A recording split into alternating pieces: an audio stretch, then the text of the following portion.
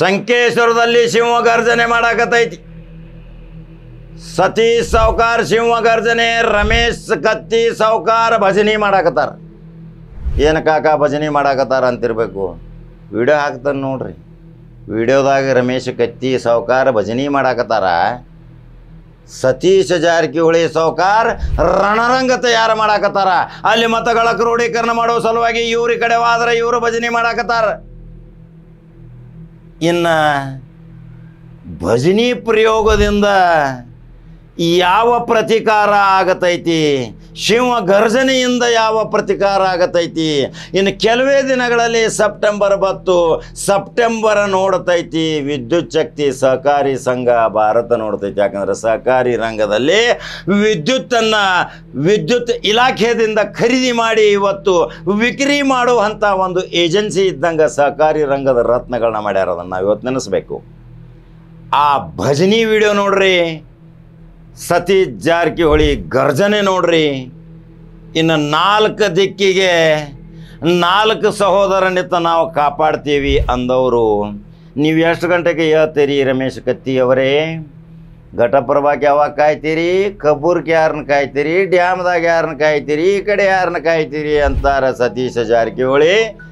ಆದರೆ 8 ಗಂಟೆಗೆ ಬಂದು ನಮ್ಮ ಕೆಲಸ ಮುಗಿಸ್ಕೊಂಡು ನಾವು 12ಕ್ಕೆ ಹೋಗಿರ್ತೀವಿ. ನೀವು ರಾತ್ರಿ 12ಕ್ಕೆ ಮಲಿಗೆ ನೀವು 12ಕ್ಕೆ ಹೇಳೋರು ಅಷ್ಟೊತ್ತಿಗೆ ಅಂದ್ರೆ ನಾವು ಮತಗಳ ಕ್ರೋಢೀಕರಣ ಮಾಡ್ಕೊಂಡು ನಾವು ಚುನಾವಣೆ ಗೆಲ್ತೇವೆ ಅಂತಾರ.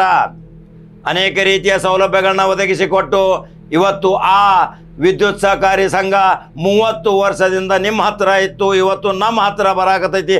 ಜನಾನ ಬರಾಕತ್ತಾರ, ಹೋಟ್ರಸ ಬರಾಕತ್ತಾರ, ಯಾರೇನು ಮಾಡೋಕೆ ಬರಂಗಿಲ್ಲ.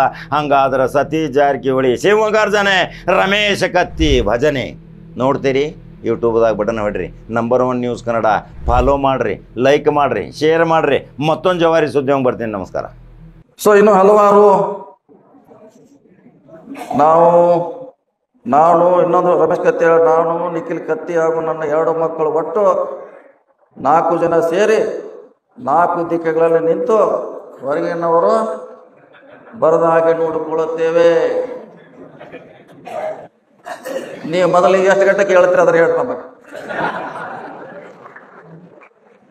ನೀವು ಹೇಳೋದ 12 ಗಂಟೆ 2 ಗಂಟೆಗೆ ನೀವು ಯಾವಾಗ ನಾವು ಮುಂಜಾನೆ 8 ಗಂಟೆಗೆ ಬಂದು 12 ಗಂಟೆಗೆ ವಾಪಸ್ ಹೋಗಿರ್ತೀವಿ. ನಾವು ಕಾಯ್ಬೇಕಾರ 6 ಗಂಟೆಗೆ ಕೇಳಬೇಕು. 8 ಗಂಟೆಗೆ ರೆಡಿಯಾಗಿ ಒಬ್ಬ ಘಟಪ್ರಭಾಕ್ ನಿಲ್ಬೇಕು, ಒಬ್ಬ ಕಬ್ಬೂರ್ ನಿಲ್ಬೇಕು, ಒಬ್ಬ ಹೊಳೆವನ ಗುಡಿಗೆ ನಿಲ್ಬೇಕು, ಒಬ್ಬರು ಸಂಕೇಶ್ವರ ನಿಲ್ಬೇಕು. ಆವಾಗ ಕಾಯ್ಲಿಕ್ಕೆ ಬರ್ತೈತಿ.